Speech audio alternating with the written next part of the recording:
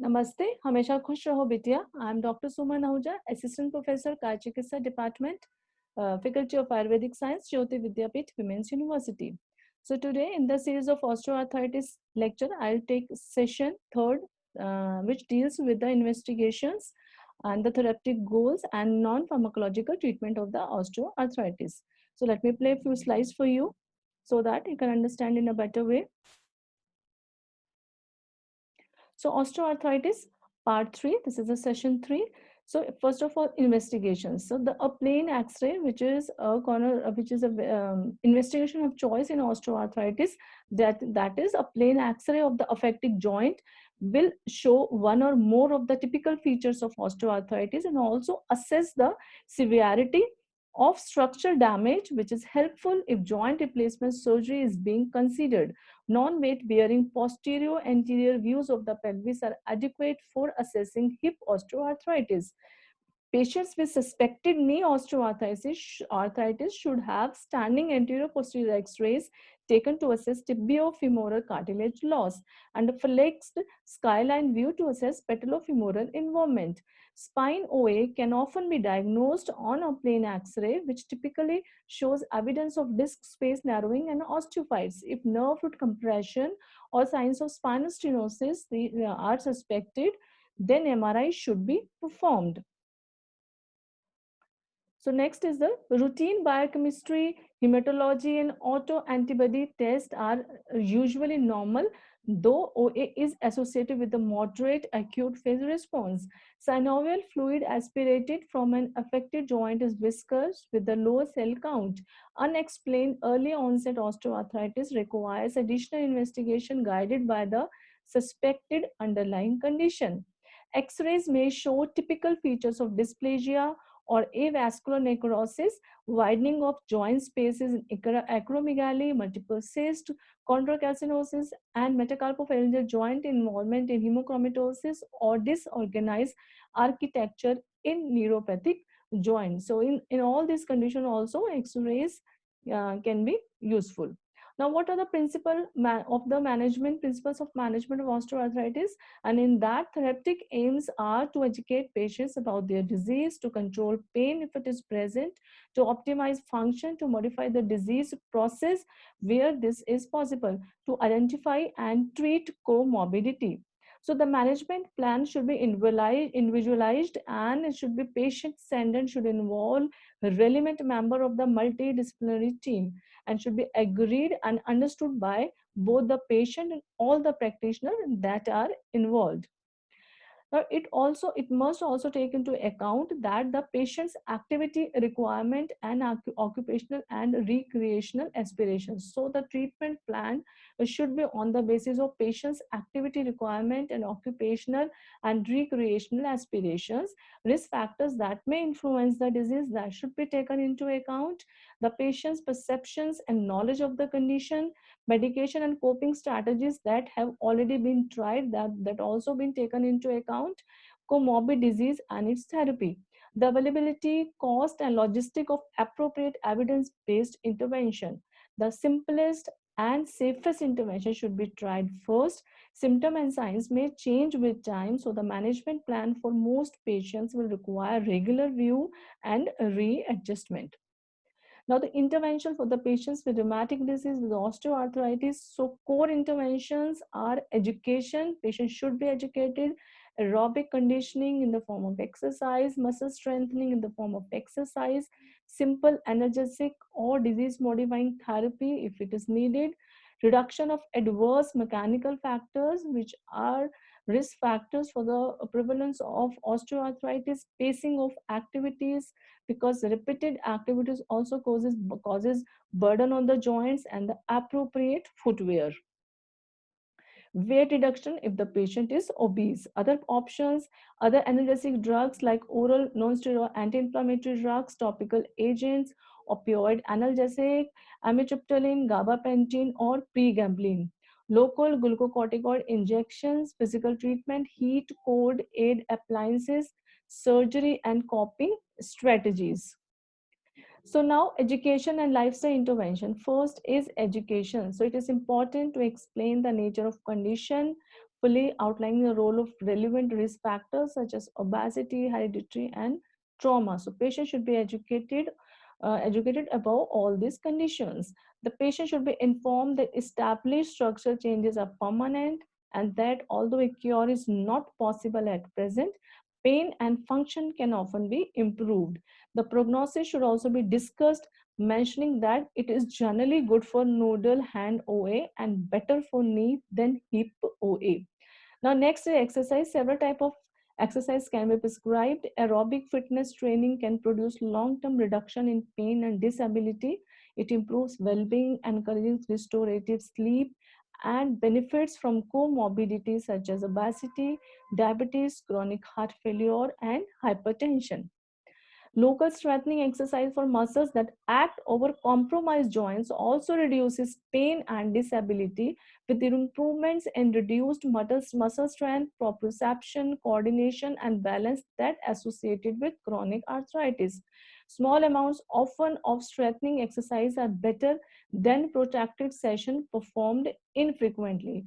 So exercises should be done in a regular way, or it doesn't matter for how long you are doing it, but that should be done regularly. So do it for 15 minutes or 10 minutes, but do it regularly. So that is better than protracted sessions performed infrequently. Weight loss has a substantial beneficial effect on symptoms if the patient is obese, and is probably one of the most effective treatment available for OA of the lower limbs. Strengthening and aerobic exercises are also have beneficial effects in OA and should be advised preferably with reinforcement by physiotherapists. Quadriceps strengthening exercise are particularly beneficial in knee OA. Now, next is joint protection. Excessive impact loading and adverse repetitive use of compromised joint or periarticular tissue can worsen symptoms in patients with arthritis. This can be mitigated by cessation of contact sports and by pacing of activity by dividing physical tasks into shorter segments with brief breaks in between. So continuously physical tasks should not be done. Patients should take shorter breaks in between the tasks.